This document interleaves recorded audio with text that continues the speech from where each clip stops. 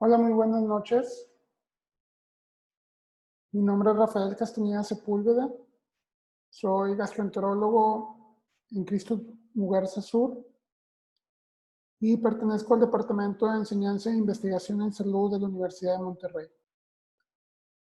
Y el día de hoy voy a compartir con ustedes acerca del tema de hígado graso no alcohólico. Voy a compartir mi pantalla para empezar la presentación.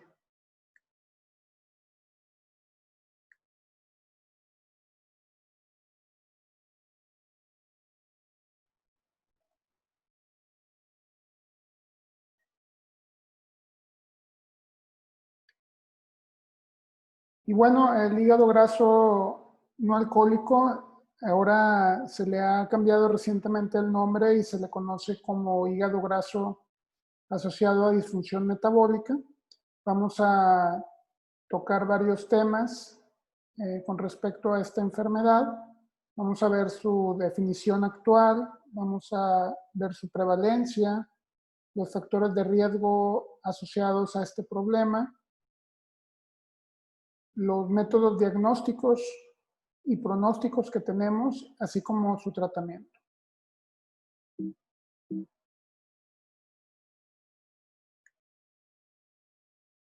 Y bueno, un poquito de historia. En 1849, Carl von Rokitansky fue la primera persona que describió que podía haber una cirrosis secundaria por acumulación de grasa a nivel del hígado. Después tenemos en 1962 a Harry Bertarelli, el cual describió por primera vez que existía una hepatitis por grasa, una esteatohepatitis. Y por último, tenemos a Jürgen Ludwig, que en los 80s acuñó el término de hígado graso no alcohólico por primera ocasión. El hígado graso tiene varias etapas en su evolución. En la primera etapa tenemos la esteatosis. La esteatosis es cuando hay un acúmulo de grasa dentro del hepatocito, y para que esta sea significativa como diagnóstico de esteatosis, esta debe de ocurrir en más del 5% de los hepatocitos. Inicialmente la enfermedad se comporta únicamente con acúmulo de grasa dentro del hígado. Sin embargo, con el tiempo, de un 10 a 40% de estos pacientes con esteatosis pueden evolucionar a una etapa en la enfermedad en la cual podemos observar un proceso inflamatorio de grado variable con involucro de células inflamatorias en el intersticio, con degeneración balonoide de las células y con grados variables de fibrosis. A esta etapa de la enfermedad se le conoce como esteatohepatitis. Algunos pacientes con esteatohepatitis, conforme pasan los años, puede ir avanzando este grado de fibrosis hasta llevar a nuestro paciente a una cirrosis hepática. Y finalmente, los pacientes cirróticos con una posibilidad de un 2% anual pueden progresar a hepatocarcinoma. Se describe que el 25% de la población mundial tiene hígado graso no alcohólico. Si lo vemos de esta manera, sabemos que hasta un 6% de la población, por lo menos en los Estados Unidos, puede tener esteatohepatitis. Las siglas de NAFLD son las siglas que vamos a usar de aquí en adelante para describir a la enfermedad hepática por grasa no alcohólico. Y cuando es un componente de esteatohepatitis, vamos a hablar de las siglas NASH, que son las siglas en inglés de esteatohepatitis no alcohólica. En sujetos con diabetes, la prevalencia de hígado graso no alcohólico es mucho mayor. Hasta un 65% de la gente puede tener fibrosis, puede tener hígado graso, y un porcentaje de ellos tener fibrosis avanzada. Los sujetos con obesidad, sobre todo con aquellos con obesidad mórbida, tienen una alta prevalencia de enfermedad hepática por grasa no alcohólica. Y si esto lo traspolamos a los números que tenemos en nuestro país, estaríamos considerando que puede haber hasta 30 millones de personas con hígado graso no alcohólico. Y de estos, hasta 2 millones de ellos pueden ser cirróticos.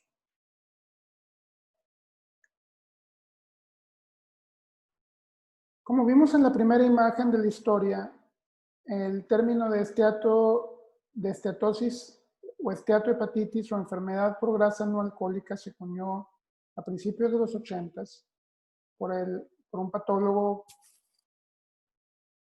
apellidado Ludwig. Y entonces, desde entonces, hemos dividido la enfermedad por grasa en dos grandes grupos. Por un lado tenemos aquellos sujetos que toman alcohol dentro de los grados que se considera que pueden ocasionar enfermedad. Entonces a estas personas se les catalogaba como un hígado graso alcohólico. La cantidad de alcohol que requiere una persona adulta de sexo masculino para que pueda desarrollar una enfermedad hepática por grasa, por alcohol, es de 30 a 40 gramos al día, mientras que en las mujeres es de 20 a 30 gramos. Esto equivaldría a consumir de 2 a 4 bebidas diarias, dependiendo si eres mujer o eres hombre. Si la persona no tenía un consumo de alcohol significativo, entonces el paciente se le podía catalogar como una enfermedad hepática por grasa no alcohólica. Sin embargo, conforme ha ido pasando las décadas, nos hemos ido dando cuenta, primero, que la cantidad de personas que consumen alcohol es muy importante y que esto no excluye que la persona puede tener una enfermedad hepática por grasa de tipo metabólico, concomitante con una enfermedad hepática por alcohol. Otro punto importante en esta definición que existía antes era que las personas que tenían una enfermedad hepática por grasa y se catalogaban como no alcohólicas, eso generaba una especie como de estigma en las personas. Y como tercer lugar, el que tengamos que hacer un diagnóstico de una enfermedad en base a una exclusión, en este caso el consumir alcohol. Conforme ha ido pasando el tiempo, no solamente en esta enfermedad en particular, sino en otras, como en el síndrome de intestino irritable, se ha procurado que los criterios diagnósticos sean criterios diagnósticos propositivos, que tengan un valor positivo, más que hablar de una situación de descarte. Por lo cual se comenzó a hablar de que para hacer un diagnóstico de enfermedad hepática por grasa era necesario acuñar criterios que pudieran catalogar a los pacientes sin necesidad de tener que tener un fenómeno de exclusión, en este caso el consumo de alcohol. Por lo tanto, recientemente en este año se publicó en el Journal of Hepatology un consenso por un grupo de expertos para tratar de acuñar los nuevos términos que vamos a revisar en un momento posterior. Y estos fueron validados también en Estados Unidos y también fueron publicados en la revista Gastroenterology. Y básicamente es que si las personas tienen esteatosis hepática, diagnosticada generalmente por algún método de imagen, pero también puede ser por algún biomarcador o histológicamente en una biopsia hepática, si estas personas presentan el diagnóstico de diabetes tipo 2 o tienen el diagnóstico de sobrepeso u obesidad, definido por un índice de masa corporal por arriba de 25 kilogramos por metro cuadrado, entonces estas personas pueden ser catalogadas de una manera propositiva como un hígado graso asociado a disfunción metabólica.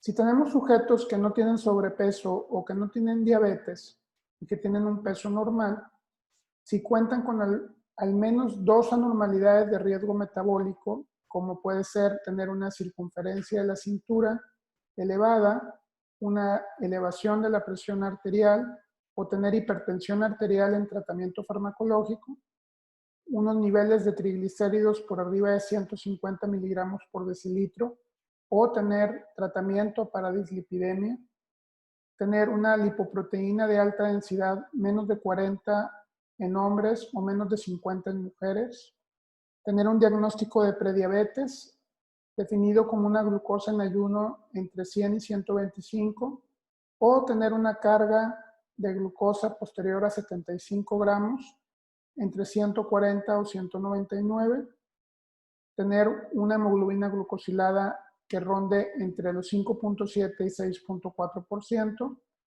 una resistencia a la insulina definida por un índice de resistencia de HOMA por arriba de 2.5 o una elevación de proteína C reactiva arriba de 2 miligramos por decilitro.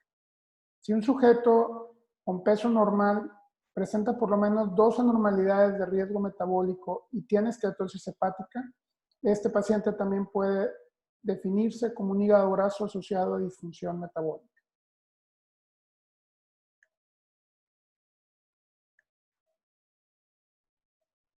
Y bueno, dentro de manera histórica, muchos pacientes con cirrosis hepática secundaria a enfermedad por grasa, cuando el paciente se diagnostica en las etapas tardías de la enfermedad, cuando la persona ya tiene cirrosis hepática, frecuentemente la grasa en el hígado desaparece.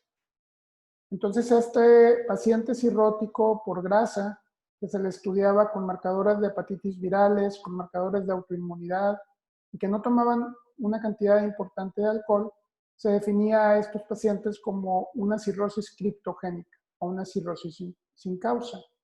Ahora sabemos que la mayor parte de las personas con cirrosis hepática criptogénica realmente corresponden a sujetos que tuvieron enfermedad hepática por grasa y que cuando nosotros diagnosticamos al paciente ya en etapas tardías con cirrosis hepática, la grasa ya se había ido y solamente estábamos observando el daño establecido por el mismo. Por lo tanto, este nuevo consenso también ha definido criterios para el diagnóstico de cirrosis por enfermedad hepática por grasa con disfunción metabólica. Y básicamente es tener un paciente con cirrosis en ausencia de una histología típica de una esteatohepatitis que cumpla por lo menos una evidencia pasado o presente de factores de riesgo metabólico, una documentación de enfermedad hepática por grasa en una biopsia hepática previa o tener documentación de esteatosis en estudios previos. El ejemplo característico es una paciente de edad en etapa geriátrica, generalmente arriba de los 70 años, que debuta con una descompensación de una enfermedad hepática, como puede ser un sangrado varicial, la presencia de ascitis o encefalopatía hepática, que se detecta o se diagnostica cirrosis en base a criterios clínicos, bioquímicos y por imagen, y que este paciente probablemente durante toda su vida sufrió de obesidad, diabetes, hipertensión arterial, dislipidemia, y básicamente no tomaba alcohol, no tiene marcadores de hepatitis positivos ni marcadores de autoinmunidad. Es muy seguro que este paciente lo que tenga es una cirrosis asociada a hígado graso por disfunción metabólica, lo que antes era conocido como cirrosis criptogénica. Otra cosa importante a detallar en estos nuevos criterios es que se hace un hincapié en que el paciente puede tener hígado graso por disfunción metabólica, pero también tiene una enfermedad hepática o puede tener una enfermedad hepática concomitante.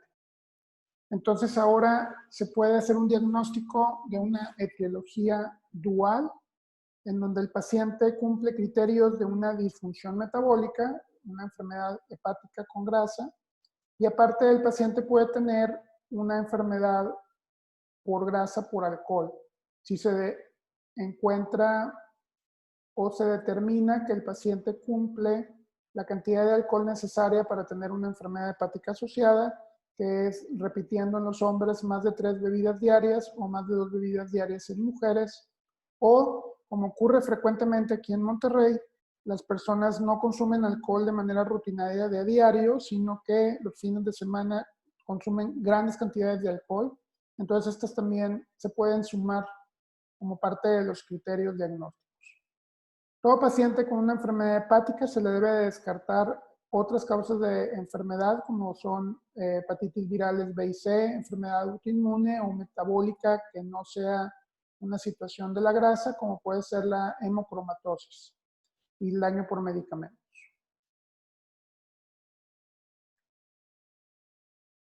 La Organización Mundial de la Salud estima que en el mundo 1.9 billones de adultos presentan sobrepeso, definido como un índice de masa corporal entre 25 y 30 kilogramos por metro cuadrado. Eso equivaldría a casi un 40% de la población mundial. Hasta un 13% de la población mundial, que equivaldría a 650 millones de adultos, presenta una obesidad definida como un índice de masa corporal arriba de 30 kilogramos por metro cuadrado. De tal manera que la enfermedad hepática grasa viene a ser un problema de salud mundial y viene siendo un problema de salud pública. A nivel mundial se estima que hasta un 25% de los sujetos con hígado graso presenta, con 25% de la población mundial presenta enfermedad hepática grasa. Esta prevalencia varía dependiendo del área geográfica. Por lo menos en América, probablemente entre el 25 y 30% de la población adulta presente una enfermedad hepática por grasa. Entonces, 1 de cada 4 mexicanos adultos que vean ustedes en la calle presenta la enfermedad y probablemente lo desconoce, siendo que esta enfermedad, al no tener síntomas, pasa desapercibida y silenciosa. Y ahora sabemos que el hígado graso actualmente es la enfermedad hepática más común, es la segunda causa de trasplante hepático y es una de las principales causas de hepatocarcinoma que requieren un trasplante.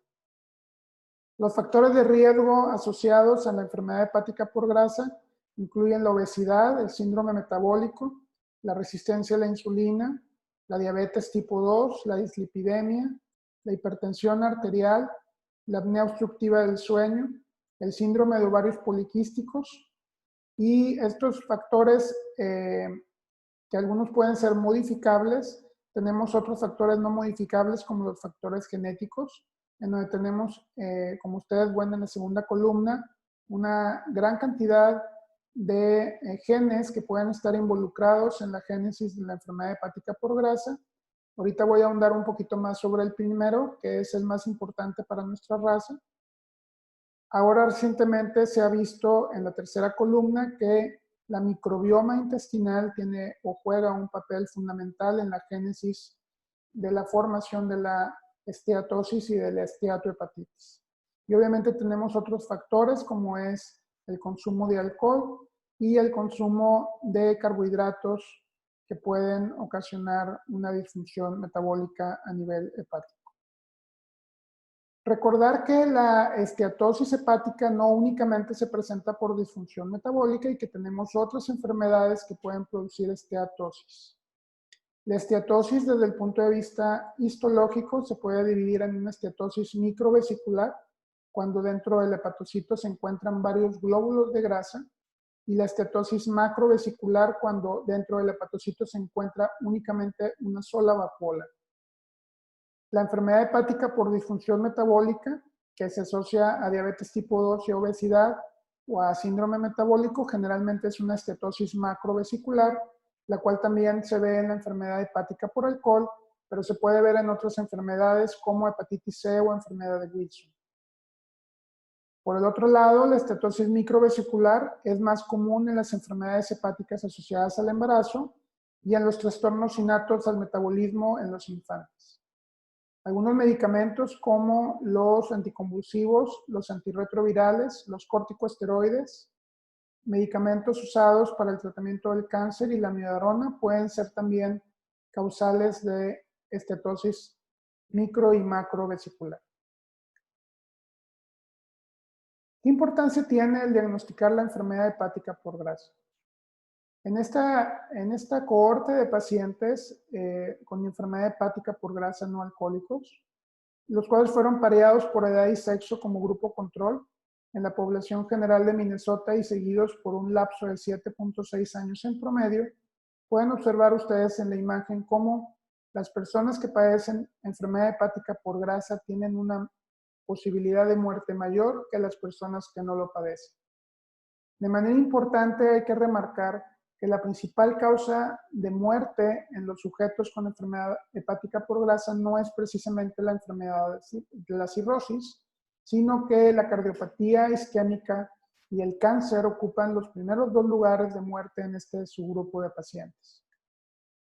Sin embargo, no todos los pacientes con enfermedad hepática por grasa tienen el mismo riesgo de padecer o de presentar un desenlace fatal.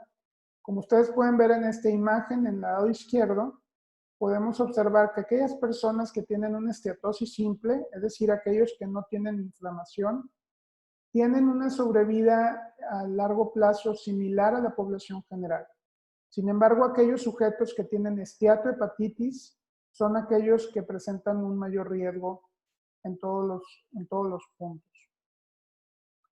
Clínicamente podemos inferir que el paciente puede tener esteatohepatitis y no una esteatosis sencilla, y son la edad avanzada, lo cual indica que el paciente ha tenido una enfermedad de mayor duración. Las mujeres posmenopáusicas parecieran tener un mayor riesgo. Los latinos, específicamente por algunos polimorfismos de algunos genes, tenemos mayor posibilidades de desarrollar enfermedad hepática por grasa. Aquellos sujetos que tienen todos los componentes del síndrome metabólico. Obviamente, el tener ya datos bioquímicos de una enfermedad hepática avanzada o indicadores de cirrosis, o aquellos que tienen una elevación persistente en las transaminasas. Y aquí quisiera hacer un hincapié, hacer un pequeño resumen acerca de este gen. Este gen llamado PNPLA3, se conoce ahora que un polimorfismo de este gen se puede asociar a la generación de hígado graso y a la generación de una enfermedad hepática avanzada. Este gen PNPLA3 está involucrado en el metabolismo de los lípidos y en la oxidación de los ácidos grasos, de tal manera que cuando existe un polimorfismo o una mutación en este gen, se presenta la acumulación de diacilgliceroles, la acumulación de triglicéridos, el aumento en la excreción de moléculas de lipoproteínas de baja densidad. Y por otro lado, en la imagen izquierda podemos ver cómo este polimorfismo puede acelerar la activación de las células estelares, que son los macrófagos que se encuentran a nivel hepático, produciendo una elevación de citoquinas inflamatorias y la producción de fibrosis hepática. Este gen o estos polimorfismos del gen PNPLA3 se han estudiado en población mexicana. En este artículo publicado por el grupo del doctor Nahum Méndez podemos observar en la gráfica del lado izquierdo cómo aquellas personas que tienen un alelo, ya sea heterocigoto o homocigoto para el alelo G del gen, presentan un aumento en el riesgo en la cantidad de grasa en el hígado, y podemos observar en la parte del lado derecho en la gráfica cómo aquellas personas que tienen este alelo tienen también un aumento en el desarrollo de esteatohepatitis. De manera simplista, pudiéramos decir que la generación del hígado graso se presenta por una expansión en el tejido adiposo periférico, y que esta expansión del tejido adiposo periférico aumenta la liberación de ácidos grasos libres hacia la circulación sistémica, aunado a aquellos que se consumen en una dieta no balanceada, y que estos ácidos grasos libres que se acumulan en el hígado a través de varios mecanismos y de varios mediadores, receptores o activación de algunos genes nucleares, estos van a llevar a que se presente una oxidación de estos ácidos grasos, a un acúmulo, a un aumento en la síntesis de triglicéridos, a un acúmulo de grasa dentro de la célula hepática y a un aumento en la liberación de lipoproteínas de baja densidad. Entonces, este aporte aumentado de calorías en la dieta va a llevar a un aumento en el estrés oxidativo, lo cual va a llevar a un estrés del retículo endoplásmico y a muerte celular. Por otro lado, los pacientes obesos tienen una disbiosis, que se define como una alteración en la cantidad de los diferentes productos y agentes bacterianos que se encuentran en la flora intestinal. Esto a su vez aumenta la generación de lipopolisacáridos que a nivel hepático va a activar las células estelares, lo cual va a llevar a proceso inflamatorio, esteatohepatitis, y al acúmulo de fibrosis en el tejido intersticial y la fibrosis hepática. Como les comentaba, se le ha dado un papel importante a la microbiota en los últimos años en la génesis de la esteatohepatitis, ya debido a que los sujetos obesos tienen una disbiosis, y esta disbiosis aumenta la permeabilidad intestinal, aumenta la producción de sustancias endotoxémicas que producen un aumento en la inflamación, resistencia a la insulina e inclusive el síndrome metabólico, comparado con las personas que tienen una homeostasis en la microbiota intestinal. De tal manera que aquellos sujetos con disbiosis van a presentar un aumento en la permeabilidad capilar, un aumento en la producción de lipopolisacárido y otros mediadores bacterianos que a nivel hepático van a activar a las células estelares para que éstas produzcan un proceso inflamatorio y una fibrosis a nivel intersticial. Dentro de la investigación que se realiza para tratar de determinar cuáles son los factores que desencadenan el hígado graso y la fibrosis, se ha encontrado también el papel que juegan las sales biliares en esta enfermedad.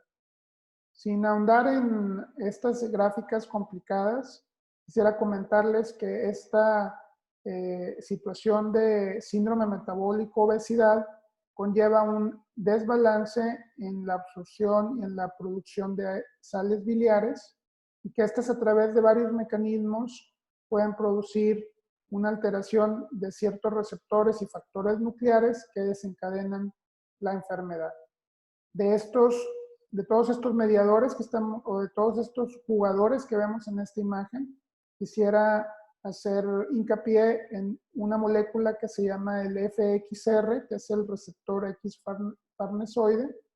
Y hablar de estas situaciones complejas es porque existen fármacos que actualmente se están desarrollando, que actúan a nivel de esta molécula, que pueden cambiar la progresión o la enfermedad.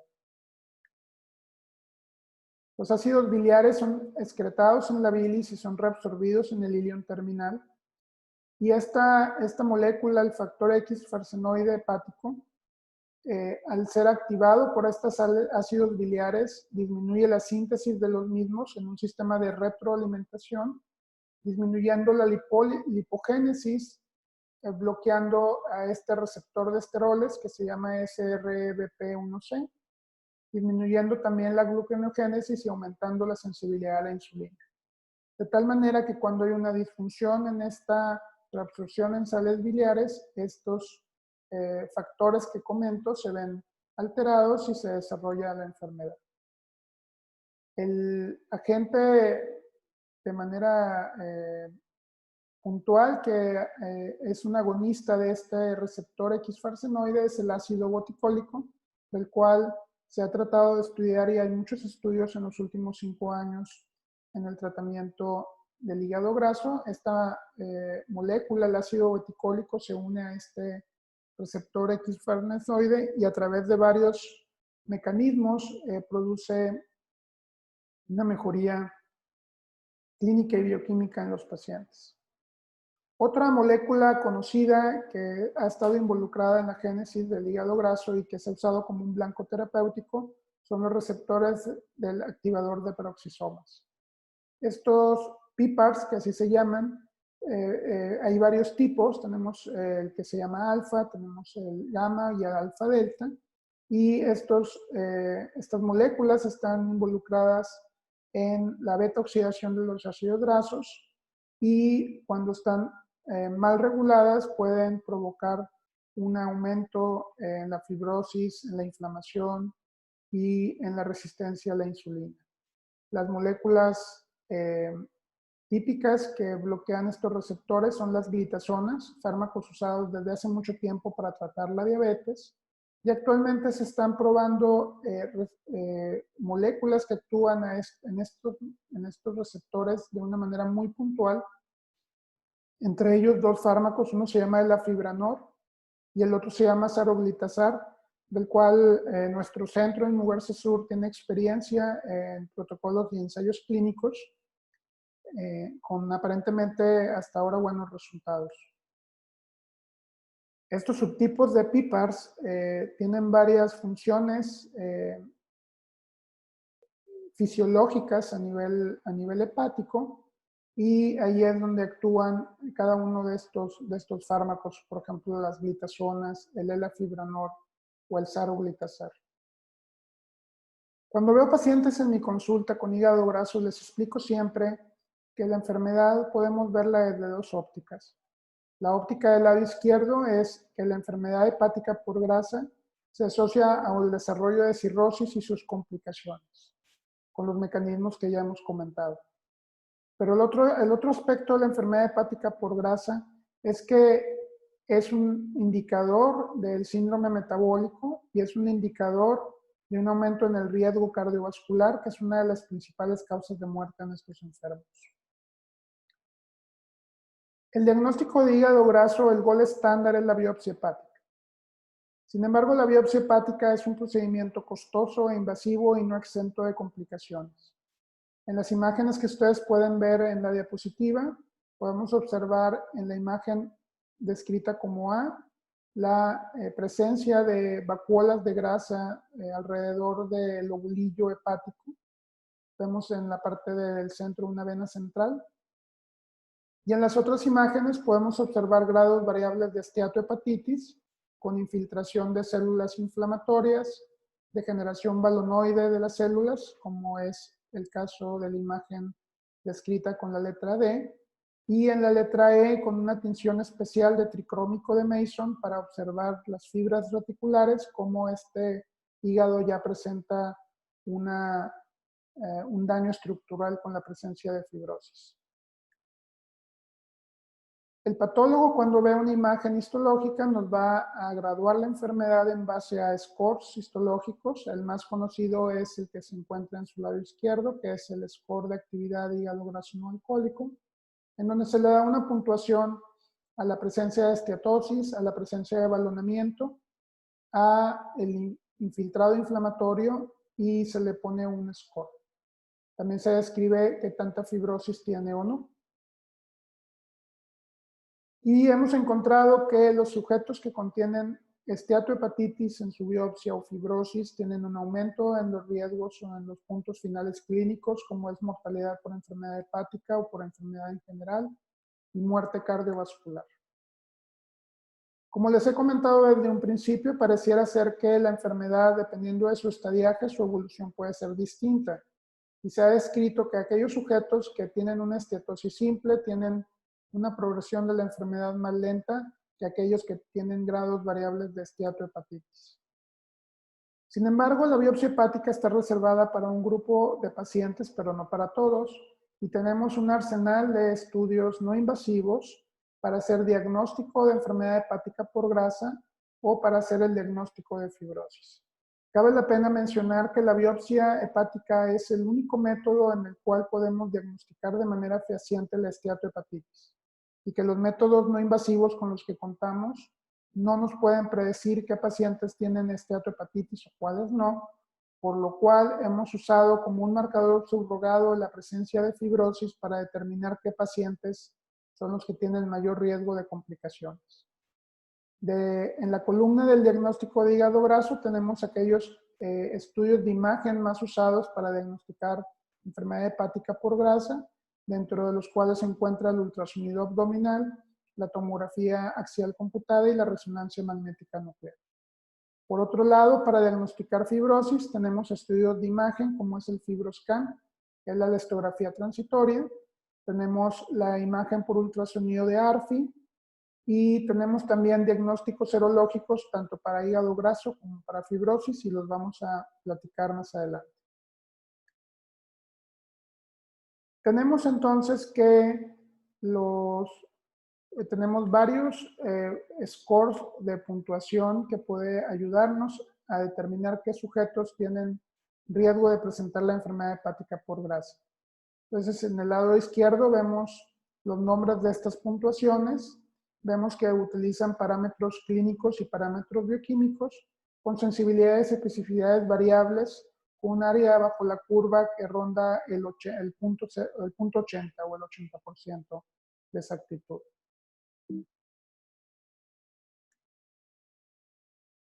Para predecir fibrosis también tenemos varias escalas que generalmente usan también variables clínicas y bioquímicas. Los dos más conocidos que quisiera platicarles es una prueba que está patentada y que se puede pedir en laboratorio, que es el FibroTest. El FibroTest es una prueba en donde se mide una serie de parámetros bioquímicos y entran en una fórmula logarítmica en donde nos da un resultado y nos puede predecir la presencia de fibrosis hepática en su paciente con sensibilidades y especificidades variables con un área bajo la curva del punto 81. Debajo de este FibroTest tenemos una prueba muy sencilla que se puede calcular en una página de internet que es el FIB4, que utiliza parámetros muy sencillos como la edad, las transaminasas y las plaquetas. Es un método muy sencillo, no invasivo, que podemos usar todos los días en cada visita del paciente y nos puede ayudar también a determinar si el paciente tiene algún grado de fibrosis o no. El problema de todas estas pruebas no invasivas es que son muy buenas como valor predictivo negativo. ¿Qué significa eso? Que una prueba normal nos descarta que el paciente tiene una enfermedad hepática avanzada.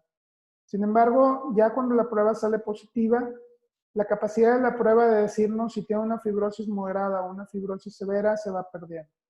En esta imagen ustedes pueden ver el área bajo la curva de todas estas pruebas y vemos cómo son muy buenas para detectar o para excluir enfermedad hepática avanzada, pero no nos sirve para graduar exactamente qué es lo que le ocurre al paciente.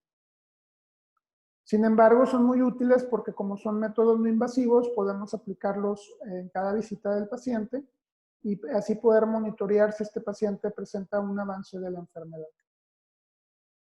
El ultrasonido abdominal es probablemente el método diagnóstico más común, más usado para diagnosticar esteatosis hepática. De hecho, en realidad, la mayor parte de las veces que le diagnosticamos hígado graso a una persona no es porque le estemos buscando el hígado graso, sino porque el paciente se hizo un eco, por ejemplo, por otra razón, por ejemplo, dolor abdominal, y resultó que el paciente tenía la enfermedad. Entonces, el ultrasonido es la técnica más frecuentemente usada. Es muy capaz para diagnosticar cuando hay estetosis hepática moderada o severa, que se define como tener una estetosis mayor del 20-30%, con un área bajo la curva de 0.93. El problema del eco es que tiene y es operador y equipo dependiente, y entonces puede haber una variabilidad interobservador o incluso intraobservador importante. En las imágenes podemos ver cómo los radiólogos definen una estetosis leve, moderada, severa, dependiendo del grado de ecogenicidad que se observa en la imagen, así como la pérdida en la visualización de los vasos y de la región posterior del hígado. Y es así como el radiólogo nos define si el paciente tiene una enfermedad leve, moderada o severa. En tomografía computada, a diferencia del ultrasonido, donde en el ultrasonido, mientras más brillante o hiperecogénico es el hígado, es más esteatosis.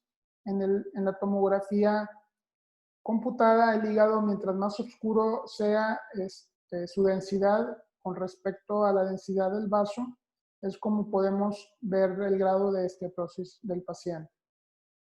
En imágenes por resonancia magnética, sobre todo en imágenes ponderadas en T2, también podemos observar que el aumento en la intensidad de la señal a nivel del parénquima hepático es diagnóstico de hígado graso.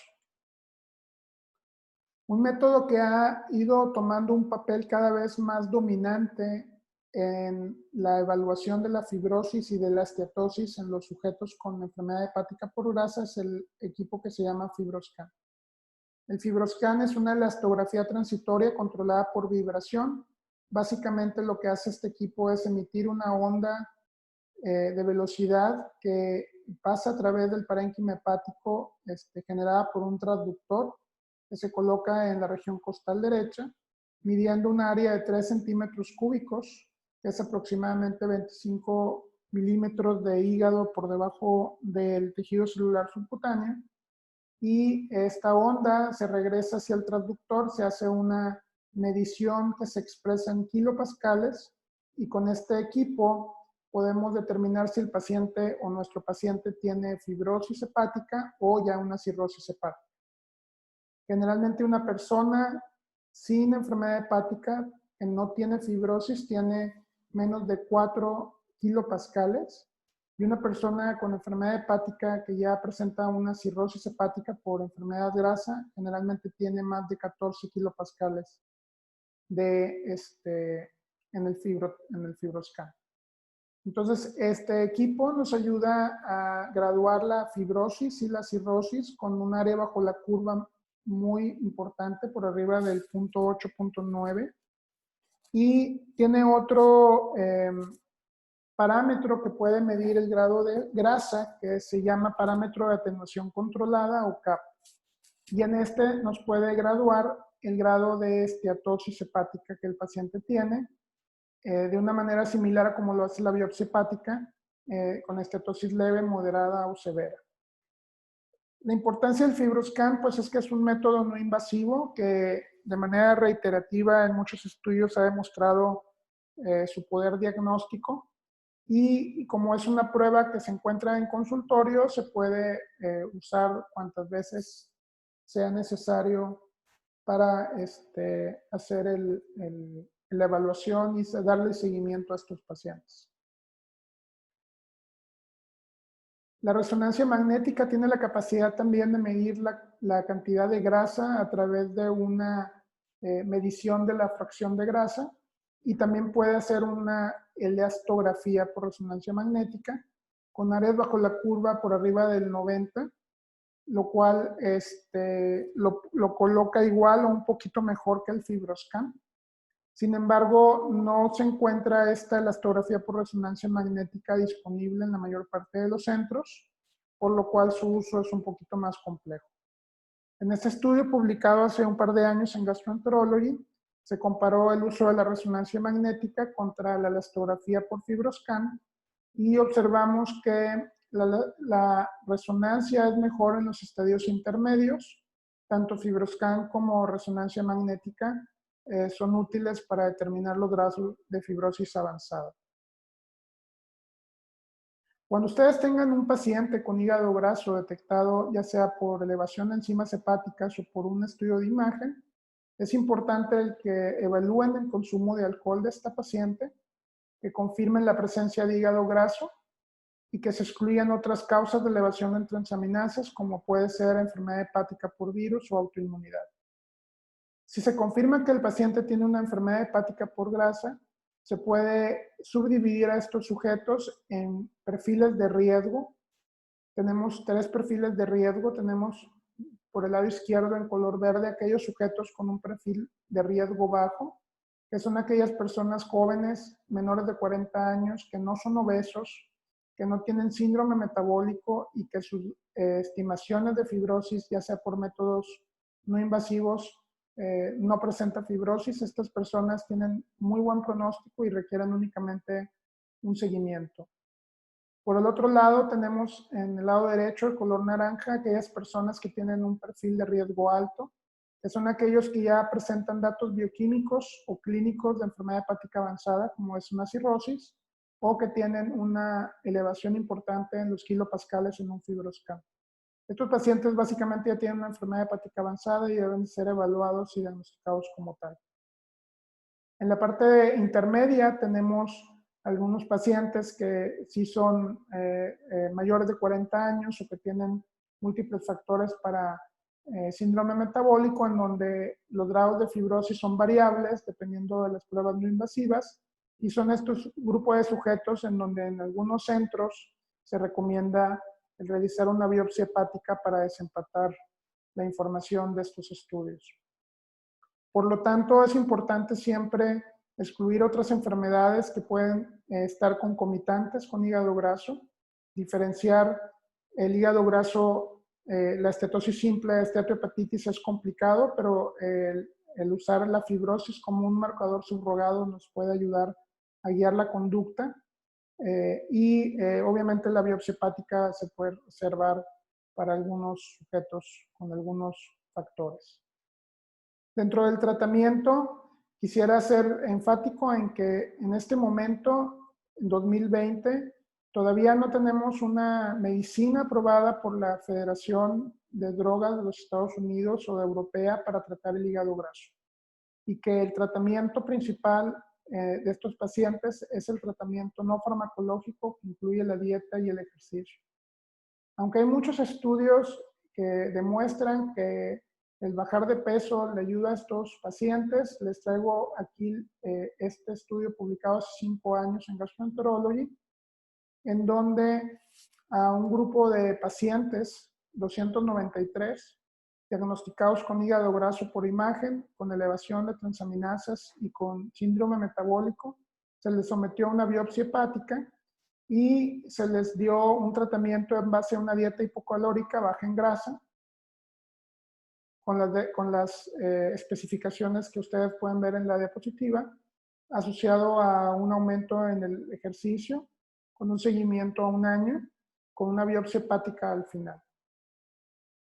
Los sujetos incluidos en este estudio tenían una edad mediana de 48 años, la mayor parte de ellos eran mujeres, casi todos ellos eran obesos, 2/3 partes eran diabéticos, más de la mitad de ellos tenía síndrome metabólico y un gran porcentaje presentaba una enfermedad, una esteatohepatitis o una fibrosis significativa en la biopsia hepática.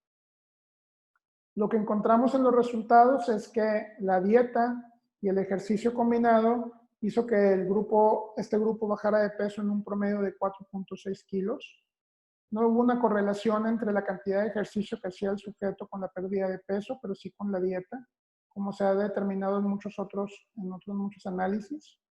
36% de la cohorte bajó de peso y se solucionó el hígado graso en un 25%. Y hubo una mejoría de 2 puntos en el score de actividad histológica de casi la mitad de ellos. Se encontró también que se requiere bajar más del 10% del peso corporal para poder ver estos cambios. Y esto es algo que yo siempre hago hincapié con los pacientes en el consultorio.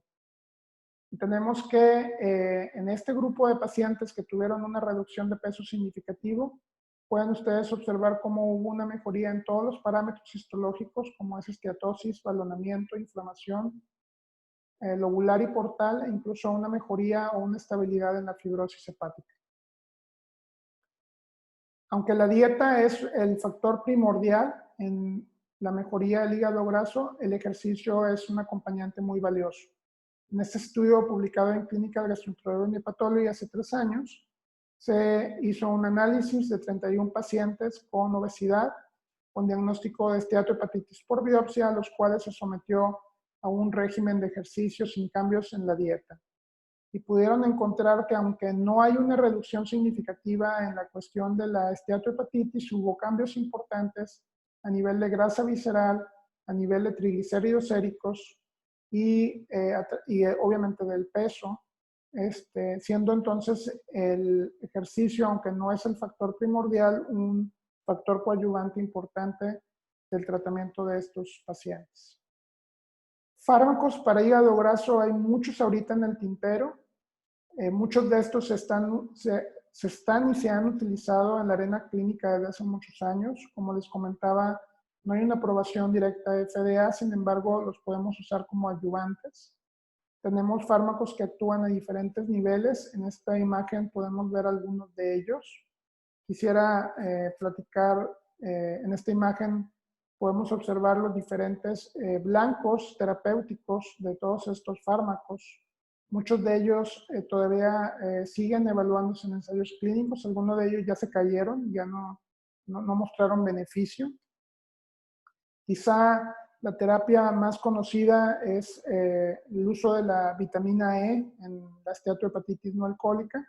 En este estudio seminal del New England Journal of Medicine de hace 10 años, ya tiene una década, se hizo una comparación del uso de vitamina E, que es un antioxidante, con pioglitazona, que es un agonista de estos PPAR, que comentamos hace algunas imágenes, y fueron comparados con placebo en sujetos con esteatohepatitis no alcohólica demostrada por biopsia. Se encontró que aquellas personas que usaban ya sea pioglitazona o vitamina E tenían una mejoría bioquímica en los parámetros de las transaminasas. Obviamente la pioglitazona, ser un fármaco que tiene una acción directa en la resistencia a la insulina, una mejoría en este parámetro.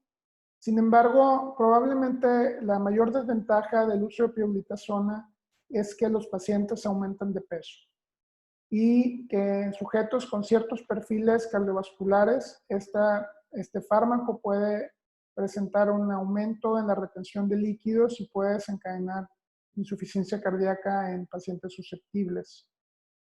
Por otro lado, vitamina E, el uso de vitamina E a 800 unidades por día.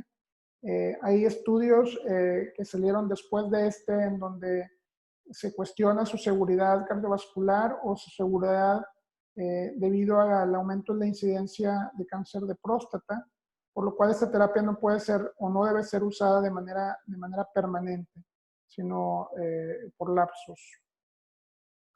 Este fármaco, el Afibranor, que actúa a nivel de estos receptores de peroxisomas, se ha visto que puede ayudar a reducir la esteatohepatitis en sujetos con esteatohepatitis no alcohólica. Y podemos ver en estas imágenes cómo el uso de dosis variables de la Afibranor presenta una mejoría en los parámetros bioquímicos en estos pacientes sin empeorar la fibrosis hepática. Podemos ver también que el uso de este fármaco pareciera tener un efecto a nivel de varios parámetros bioquímicos metabólicos, como es el índice de resistencia a la insulina, o algunos otros marcadores metabólicos. Se le ha dado mucho énfasis a este fármaco que es un ligando del receptor nuclear farnesoide X.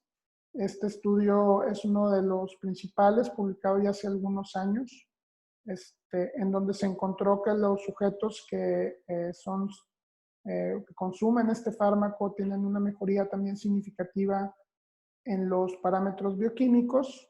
Pareciera ser que hay una mejoría en los parámetros también de fibrosis. Sin embargo, dos de los efectos adversos de este fármaco es que puede incrementar los niveles de lipoproteína de baja densidad, que esto puede tener un efecto deleterio a nivel cardiovascular y a su vez también puede causar prurito en un cuarto de los pacientes, haciendo que un porcentaje no despreciable de 5 a 10% tenga que suspender la medicación debido a este efecto adverso. Y es tan importante la disminución de peso en estos pacientes, como lo vamos a ver en este estudio, en donde a los sujetos con enfermedad hepática por grasa fueron sometidos a una cirugía bariátrica, en aquellos pacientes que cumplían criterios de obesidad mórbida. Y esas imágenes siempre son muy elocuentes porque pueden observar ustedes en la imagen del lado izquierdo cómo en la tabla de los pacientes antes de operarse, todos ellos tenían hígado graso en grados variables y cómo al solucionarse la obesidad, la mayor parte de los pacientes, un 85%, se encontraban libres de esteatohepatitis en las biopsias de seguimiento. Pueden ver ustedes también que el porcentaje de esteatosis en las biopsias hepáticas y que inclusive es una diferencia brutalmente significativa de un 60 a un 10%. Y podemos ver también que la fibrosis en estos pacientes se estabiliza o inclusive puede mejorar. De tal manera que la cirugía bariátrica puede tener un rol terapéutico muy importante en aquellos sujetos con obesidad mórbida. Los análogos del GLP-1, que son fármacos muy usados actualmente en los sujetos con diabetes tipo 2, estos fármacos han demostrado una mejoría no solo en los parámetros de diabetes, como es valor de hemoglobina glucosilada, sino que también han mostrado ser seguros y efectivos desde el punto de vista cardiovascular. Estos específicamente el liraglutide fue analizado en este estudio publicado en Lancet, en donde se le administró 1.8 miligramos subcutáneos de liraglutide por 48 semanas. Podemos observar cómo los sujetos sometidos al fármaco tuvieron resolución del hígado graso y una mejoría en los parámetros histológicos de una manera significativa comparada con aquellos con placebo.